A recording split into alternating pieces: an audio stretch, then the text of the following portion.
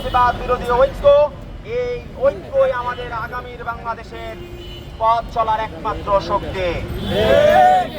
দুঃখজনক বিষয়, বাংলাদেশের রাজনৈতিক দলগুলো, বিশেষ করে বাংলাদেশের বর্তমান সময়ে বৃহৎ দুটি রাজনৈতিক দল বিএনপি এবং জামাত, তাদের দলীয় স্বার্থ হাসিল করার জন্য সারা বাংলাদেশের মানুষদের মধ্যে এক বিভক্তি তৈরি করেছে।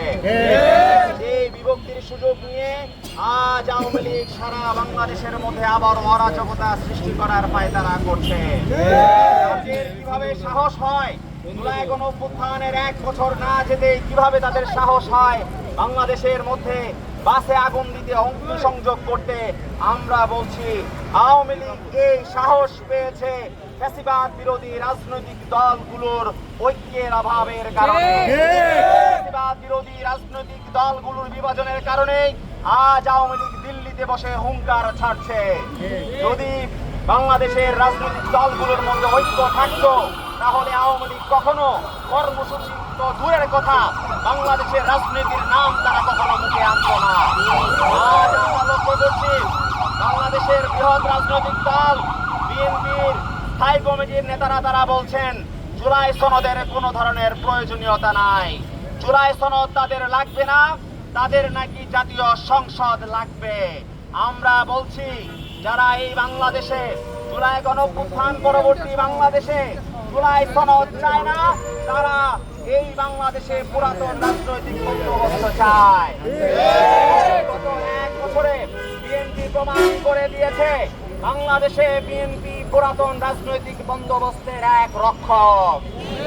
বাংলাদেশের মধ্যে পুরাতন রাজনৈতিক বন্দোবস্ত চায়, আমরা জানতাম আগে একমাত্র আওয়ামী লীগই চাইতো, কিন্তু বিএনপি জুলাই সনদ না চাওয়ার মাধ্যমে তারা প্রমাণ করে দিয়েছে তারা আওয়ামী লীগের মতো বিএনপিও পুরাতন রাজনৈতিক বন্দোবস্তের রক্ষক।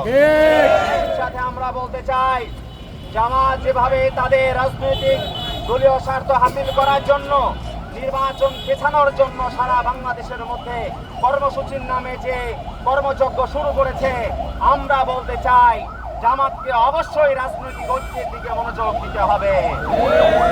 আমরা বাংলাদেশের বৃহৎ রাজনৈতিক দলগুলোর মুখ থেকে আমরা শুনছি তারা নাকি আওয়ামী লীগের ভোট ব্যাংক সংগ্রহ করার জন্য বিভিন্নভাবে রাজনৈতিক বক্তৃতার মাধ্যমে আওয়ামী লীগকে শেল্টার দেওয়ার চেষ্টা করছে।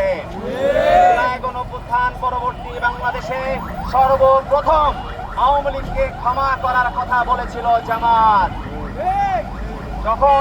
তখন বাংলাদেশের মানুষ যখন তার তীব্র